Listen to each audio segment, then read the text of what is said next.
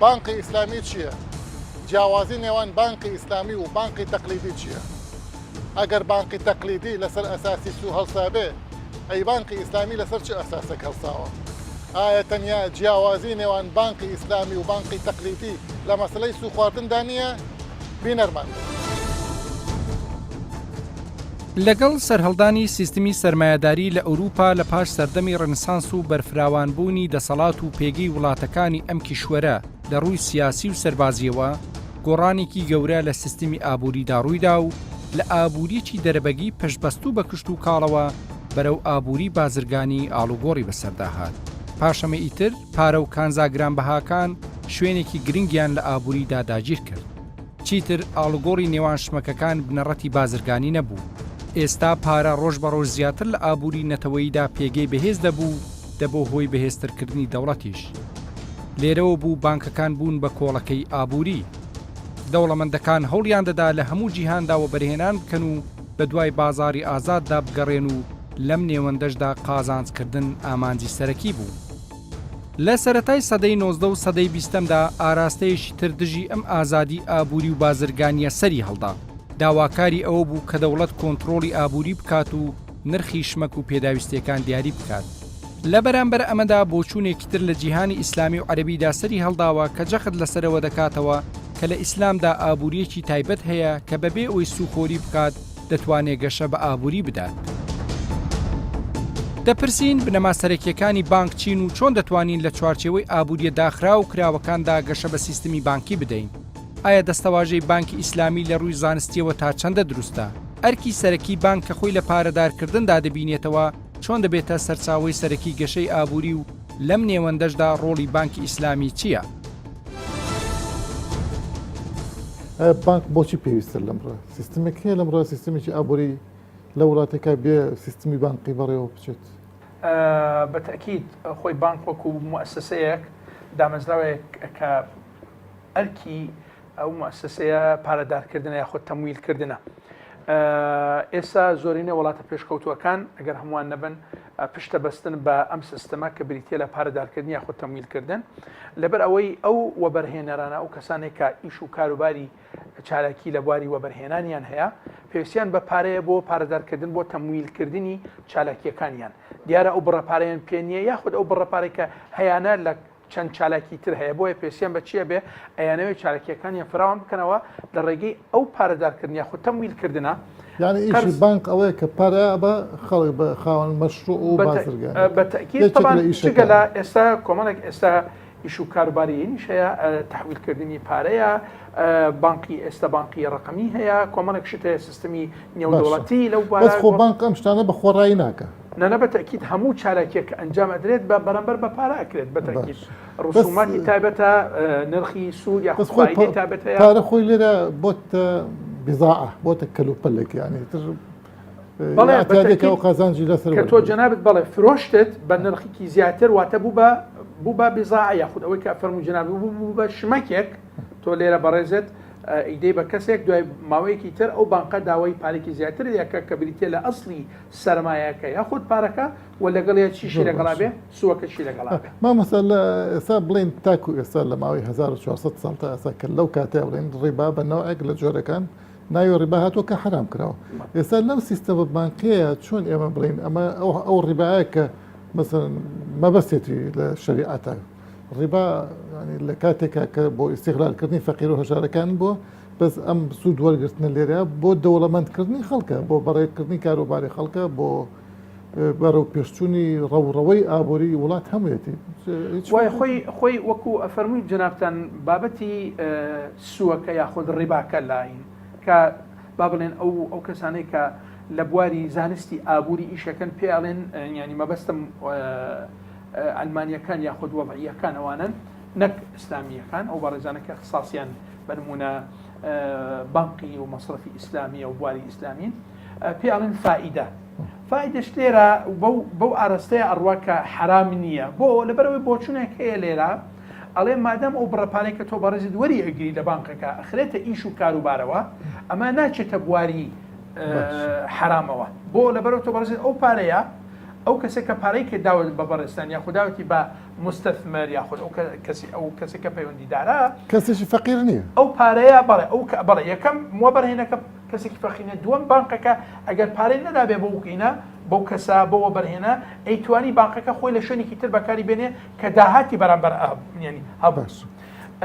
پارەی دەست ئەکەوت ئیتر لێرە کە ئەیدا بە وە بەرهێنێک و دوای داوای پارێکی زیاتر لێکە کە ئەچێتە بواری ئەوەی کە فائدە پیاوترە یاخود ڕێبا ئەوە بریتە لە ثەمەن مقابلی ئەو بابەتە بەرامبەر بوو ئەو بڕەپارەی کە نابێ ئەوە حرام بێت ناڵم لێرە بۆ چوون وا هەیە بۆ چوونی هین با بڵێن هەندێک لە زانەکان ئەڵێن مادام لە بەرامبەر ئیشکردنە ئیتر ناچێتە بواری حرامەوە بەڵام ئەگەر ببووری جنابتە لێرە خۆی گەورە لە قورئانی پیرۆز زۆر بەڕوونی و زۆر بە ئاشکرایی ڕوونی کردوێتەوە فەرمانی پێ کردووە کە ئەم بابەتە بابەتێکی حرامە ڕیبا نابێت بەڵام مامۆستا من لە مەزهەبی شیعەیە بە تایبەتی وا بزانم فتوای ئایەتوڵای سیستانیە ئەڵێ ئەگەر بانقەکە بانقێکی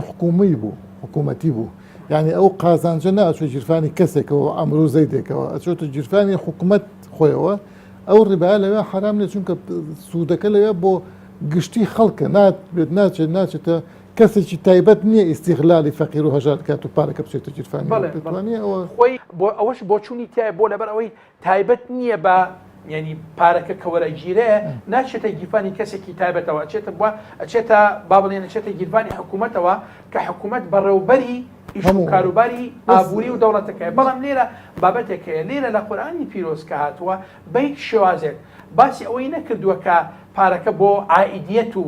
خاوەندانەتەکە بۆ چی ئاگەڕێتەوە ئەڵێ ئەو پارەیە کە بەڕیبایە بەڕێزتوە بانقی ئیسلامی لە ئێستا لەگەڵ بانقی کلاسیکە فەرقی چیە ینی ئەمیش قازان جۆرەگرێ ئەوش قازان جۆرەگرێ ئەم تەقابلی زەرەر ناکە ئەوش تەقابلی زەرەر ناکە ینی چ فەرقێک خۆی کەوا بوو ئیتریش فەرق و جیاوازی نامێنێ لە بینی بانقی ئیسلامی و بانقی ئاسایی ئەو بە شێوەیەک تەقابلی زەرەر ناکات بەڵێ ئەخۆی ئەبێ بانقی ئیسلامی وەکو جەنابتان باش ئەزانن لە بواری چالاکیەکانی خۆی ئەبێ تەقبولی چۆن تەقبولی قازانجەکە لەگەڵ ئەو کەسێک کە بنمونە مرابحە و مضاربە و شتانی لەگەڵاکە ئەبێت تەقبولی چیش بکات تەحملی زەرەرەکەش بکات بەڵام ئەوەی کە ئەفەرمووی ئێستا فعلا من لە هەندێک لە بانقەکانم بیستووە نامەوێت ناوی بانقێکی تایبەت بێنم ئێستا ئەو پارەیەکە وەرەگیرێ ئیتر ئەگەر ناوی بنێرێت مرابحە یاخود بەڵێ این بێت یاخود ئەگەر بەلایەنە ئەلمانیەکە بڕۆین بنمونە ببێتە بابەتی سو یاخود فائیدە بیستومە کە ئەو نرخە کە وەریەگرێت لە خەڵک زۆر زیاترە لە بانقە ئاساییە تەقلیدیەکان مەصارفە تیجاریەکان بۆیە بەگشتی بە بۆچوونی من زیاتر مەصرفە ئیسلامیەکان بانقە ئیسلامیەکان ئەگەر وابێ بەوەی کە ئێمە بیستومانە بەڕاستی من خۆم تەعاملم نییە لەگەڵیانە بەڕاستی لەبەرەوە خۆم دوور ئەگرم لەو بابەتانە ئەوەی کە بیستومان ئەگەر وابێ فعلا بانقە ئیسلامیەکانیش هەمان ڕۆڵی بانقی تیجاری ئاسایی ئەبینێ کەواتە چی بکەیت یانی تۆ مسلمانێکی ملتەزم بی بە شەرعەوە لەم لاشۆ تۆ هەرچی عولەماڵن وەڵا ئەوە ڕیبایە باشە ناکرێت تەتەور بەمە بدرێت چی ڕیبا لە سەردەمێکی 1400 ساڵ لەوە پێش کابراایکی فەقیر پارەیان لێسن و دوای کردوانە بەعابدە وە لە چۆ ئێستا لە چۆ من بە ملیۆنەها دلار وەرەگرم بە ملیۆنەها دلارش قازانجەکەم بەڵێ خۆی جەنابەت لێرە ئەو ئەرکە تەسەوڕەکەم ئەرکی زیاتر جگە لە بەڕێستان باش ئەزانم مؤسساتی دارایی لاینی با بڵێن چاودێری دارایی هەیە کە بنمونە بانقەکانە یاخود ئەوەی کە پێوترێ سوڵتاتی ئەڕقابیە چاودێریەکەنە سەری هەیەی شەرعیان هەیە کە ئەو هەیە و دەستەیە بێ چاودێری بکە لەسەر بانقەکە بزان بە چه ئاڕستەیەک ئەڕوا بۆ وای لێ هاتووە کە باس ئەکرێت بانقەکە بانقێکی ڕاست ئیسلامیە بەناو ئیسلامیە بەنەم بە ئاڕاستی ئەوە ڕواکە بەرەوە ئەگەروانە بێ بە دوو ڕۆژ ئیفلاسەکە مثلا من ئەچم ئەڵەم پارەم بنە ئیشەکەم بەم ڕابە حەسبێن ئەڵە چم زەرەرم کرد خۆی بەتەکید من لێرە من ئەڵێم هەر جۆرێک لە حیلە شەرعیە بۆ مرتاحکردی زەمری خەڵک پێتوانێت من تەسەوڕەکەم ئێستا زۆرینەوە بەرهێنەرەکانمان ئەگەر ینی با بڵێن وابێ فعلا زۆرینە زیاتر بەرەو بانقەم تجاریەکان ئەڕۆن بۆیە بۆ چوونی بەڕێستان کە ئەگەر وابێت مایە پوچ بێ مایە پوچ ئەبێ ئەو مەصرفی ئیسلامیە یاخود ئیفلاسەکە لەبەر ئەوەی تەعاملاتی خەڵک و بەرهێنەران ئەوانەی کە دەوڵەمەندن بازرگانن دەوڵەمەندەکان ئەوانە زیاتر لەگەڵ بانقەکانی ترا ئەگینە ئەگەر ئەو بەڕێزانە دەوڵەمەنەکان یاخود بازرگانەکان وە بەرهێنەران ئاراستەی تعاملیان لەگەڵ ئەوەی کە لەگەڵ بانک ئاساییەکان تیجاریەکانەکە لەگەڵ بانکە ئیسلامیەکانیش بکەن تەسەوڕ ناکەم بەو شێوازە باس بکرێت ئەو مەسڵەتی ئیسلامی. پرسیار ئەوەیە ئایا هەندی ئالیەتی وەکو زەکات و سەرفترە و تێڕوانینی ئەخلاقی بۆ ئابووری دەتوانن ڕکەبەرایەتی لەگەڵ ئابووری جیهانیدا بکات کە پشت بە بازاری ئازاد دەبەستێت؟ ئایا پرسی سو یا ریبا کە لە شەریعەتدا ئەوەندە جەختی لەسەر دەکرێت و یەکێکە لە حرامەکان لە ڕاستیدا بنەمای گەشە و جوڵەی ئابووری نییە؟ ئایا جیاوازی بانکی ئیسلامی و بانکی ئاسایی لە چیدایە و تایبەتمەندیەکانی چین؟ مامۆستا باجارە پرسیارەکەم زۆر زەق بێ. فەرقی بانکی ئیسلامی و تەقلیدی چی؟ بێگومان فەلسفەی بانک لە بنەڕەتە بۆ کۆکردنەوەی پارەی نەخدی و داراییە بە شێوەیەکی گشتی و دوجار بەکاربردنی ئەو پارەیە لە پرۆژەی وەبەرهێنان و گەشەی ئابووری وڵات بە شێوەیەکی گشتی. لێرەوە جیاوازی بانکی تەقلیدی لەگەڵ بانکی ئیسلامی قسەی لەسەر بکرێت ئەوەیە کە بانکی تەقلیدی لە ڕستەیەکی کورت و پوختە مامەڵە لەسەر پارەی نەقد ئەکا لە وەرگرتن و پێدان بە زیادەیەکی دیاریکراو و ئەوە شوای لێ کردووە کە بەغەیری مامەڵە بەپارە لەسەر ئەساسی زیادە لە پێدان و وەرگرتنە هیچ جۆرە مامەڵەیەکی تری بۆ نەبێ بە پێی یاسا. بەڵام بانکی ئیسلامی دەستکراوەیە لەوەی کە خۆی خود بە خود و ڕاستەوخۆ وەبەرهێنان بکات یا شەراکەت بکە یا سەرمایە گوزاری بکە بە هەر شێوەیە کە خۆی ئێوێ بە مەرجێ پابند بێت بە ئەحکامەکانی شریعەتی ئیسلام. پارە خۆی لەم ڕۆیە پارە خۆی سلعانیە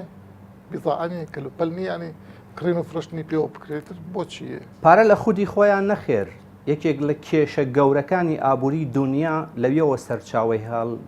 گرتووە کە پارەوەکو سیلعە و کاڵا و شمەکێک سیر بکرێت.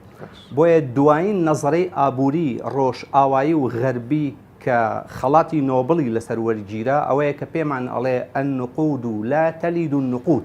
پارە پارەی نابێ بەمانای ئەوە پارە کاڵا و شمەک نییە ئینەما پارە وەسیلە و خزمەتکارە هۆکار و ئامرازە بۆ دیاریکردنی نرخ و بەهای شمەک و خزمەت گوزاریەکان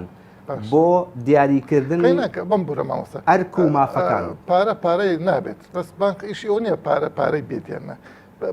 بانک ئیشی وەیە من پێویستم بە پارەیە بۆ مەشروعێک پارەکەم دەداتێ دوای منش لەو ڕبحەکە یەکەم با بڵین ئەو خۆی ڕبحێکی دیاریکراویدا ناوێتتر من زەرەکەم یا قازان جەبێ ئەو پارەی بەمێ باشە. ئەی بانقی ئیسلامی فەرقی چی لەگەڵ ئەمەیە؟ من ئەچم خۆئیش زەرە ناکار بە حساب شتێکم بۆ ئەکرێت با بڵین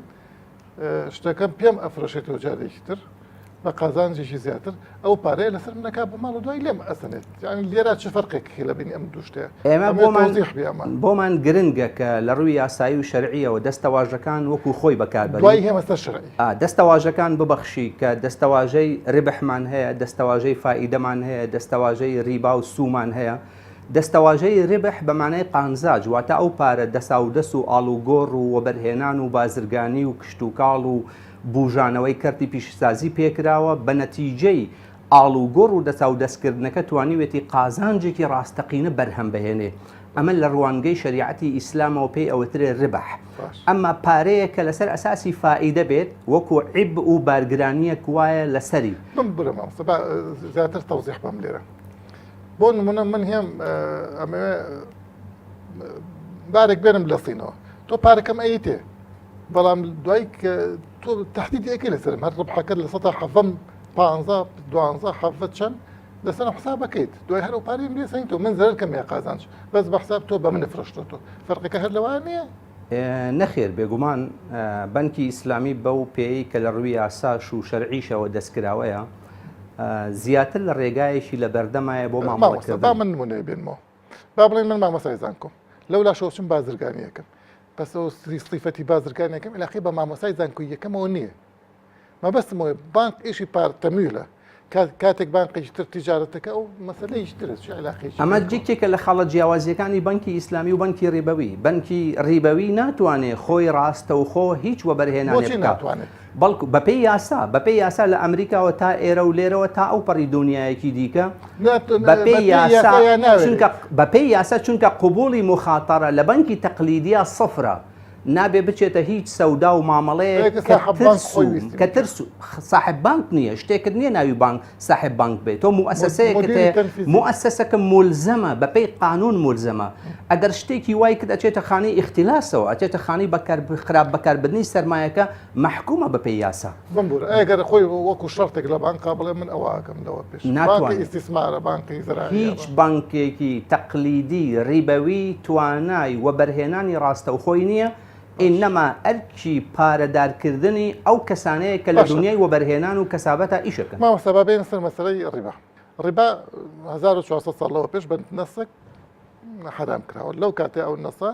ئاشکرای کە باس لە فەقیر و هەژارەیە کە ئیستیغلال ئەکرێن بەڵام لەمڕە بانقێک کە پارەیە بە من وەکو سەرمایەدارێک من سەرمایەدارێکم خۆم مەلاینمە بەس پێویستم بە مەلاینی ترە ئەو مەلاینە مەسەن 10 ملیۆن قازانجێکە بە هەشتی بۆ من بێ یەکی بۆ بانک بێ مەسەلەن بۆچی ئەمەش حرامە بەو شێوێت هێنەکرێ مقارنە ئەکرێ لەگەڵ ئەو حسابی کە بۆم پیاوێکی فەقیر لەو کاتێکرا من پێم وایە ئەوەی کە لە زاکرەی ئێمەیە یەکێک لە فەلسفەی تەحریمی ریبا ئەوەیە کە فەقیر جیاوازی فەقیر و دەوڵەمەند لە بەرچاوەگیرێ ئەوە لە ڕاستیە یەکۆ بڵێ تەئویلێکی لاوازە مەترسی گەورە لەوە بەرهێنان لەسەر ئەساسی خودی پارە بەفائیدە و زیادەیەکی جێگیر و سابت ئەمە ناعەدالەتیەک ناجێگیریەک لە ڕووی عەدالەتی دابەشکاریەوە ئەهێنێتە پێشەوە بۆ نمونە جەنابەت 100,000 دۆلار ئەدەی بە من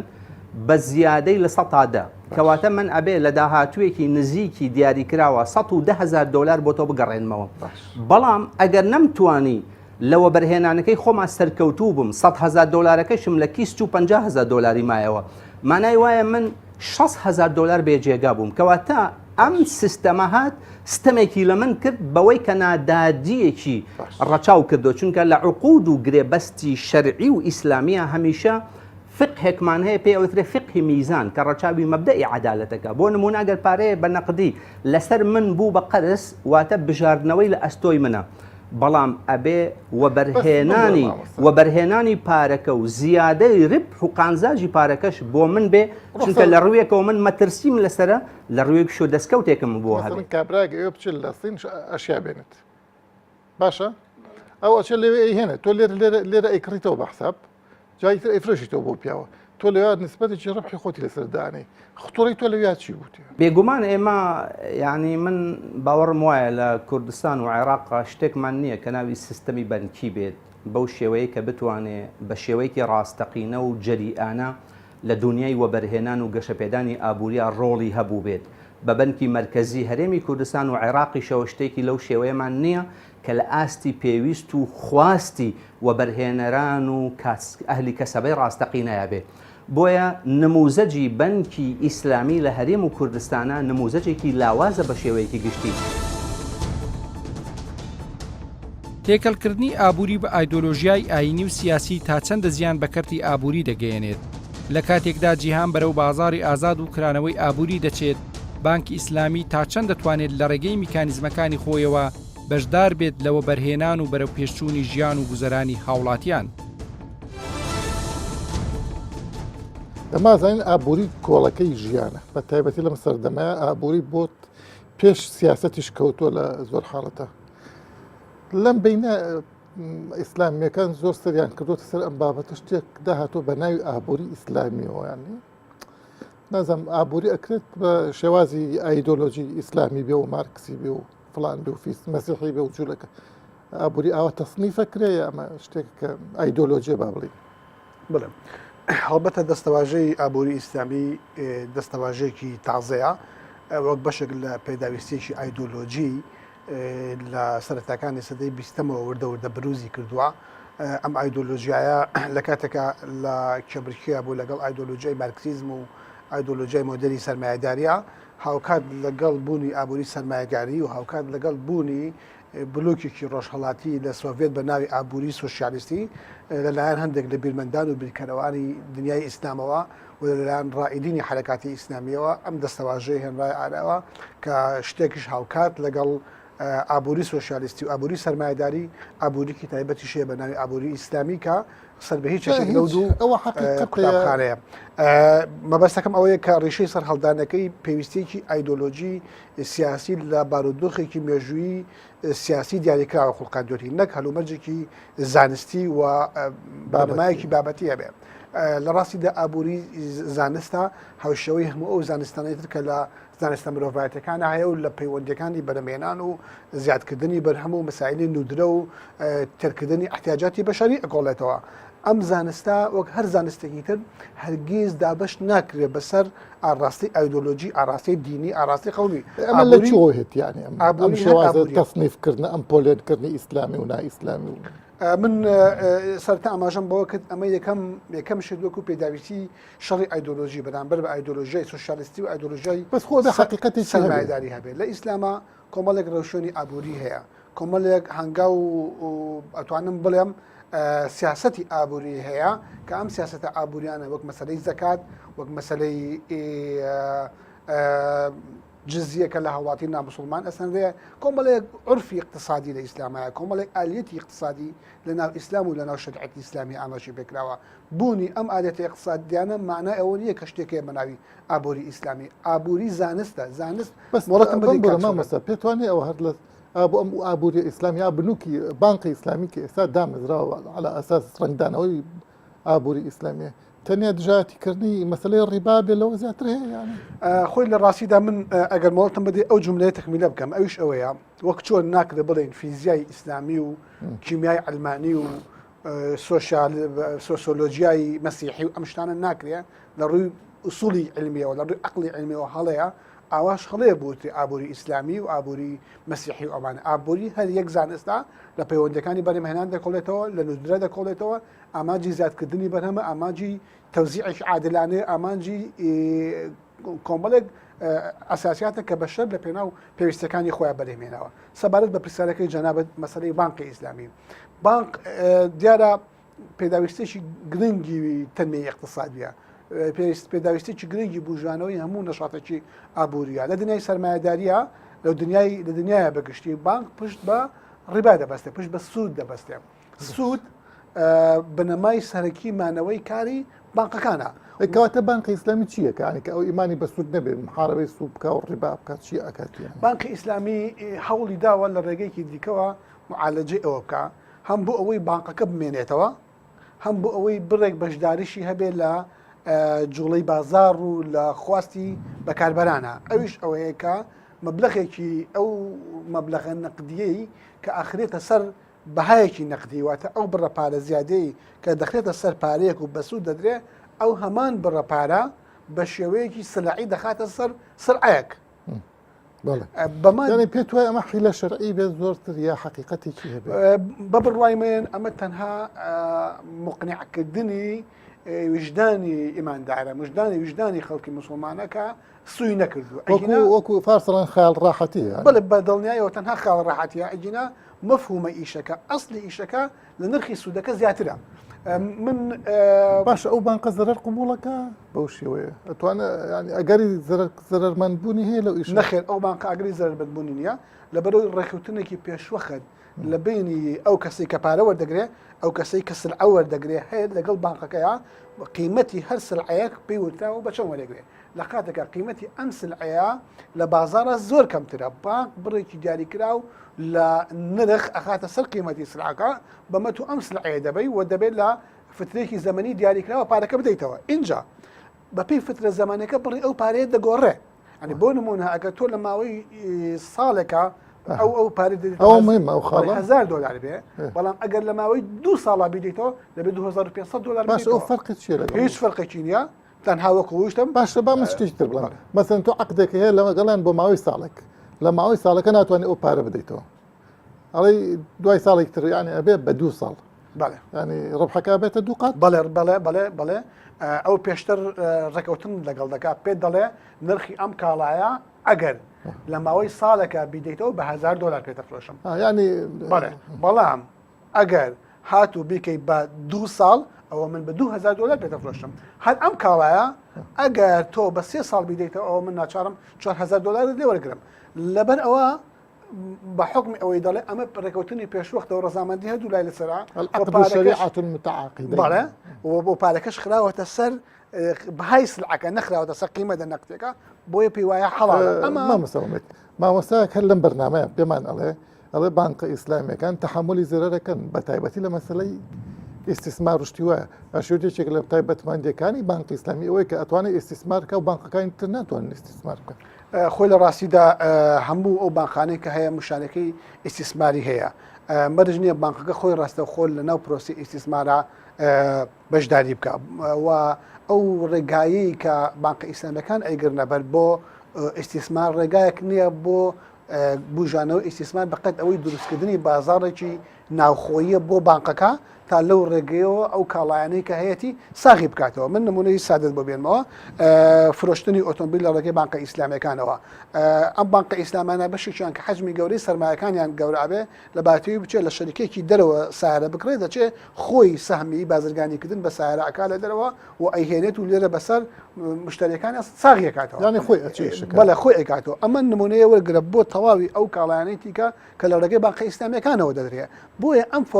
فۆرمە لە ئیسtismار کە بانکە ئیسلامیەکان پێی هەڵەسێ تەنها فۆرمێکە بۆ فراوانکردنی بازاڕی کاری بانکە ئیسلامیەکان لە ناخۆی خۆیە و هیچ مساهمێکی فعلی نابێ لە گەشتە پێدانی ئابووریەوە لە سەردەمی بەجیهانی بووندا کە بە شێوەیەکی سەرەکی خۆی لە جوڵەی ئازادی ئابووری و بازرگانی جیهانیدا دەبینێتەوە بانک ڕۆڵێکی گەورە لە خێراترکردنی گەشە و پێشکەوتنی ئابووریدا دەبینێت لە قاڵبدانی ئابووری لە ڕێگەی بیرروبۆچوونی ئاینی و سیاسی دەبێتە هۆی هێواشکردنی ڕەوڕەوەی بەرەمهێنان ئەگەرچی پاساوی ئەخلاقی بۆ ئەم هێواشکردنەش لە ئارادا بێت.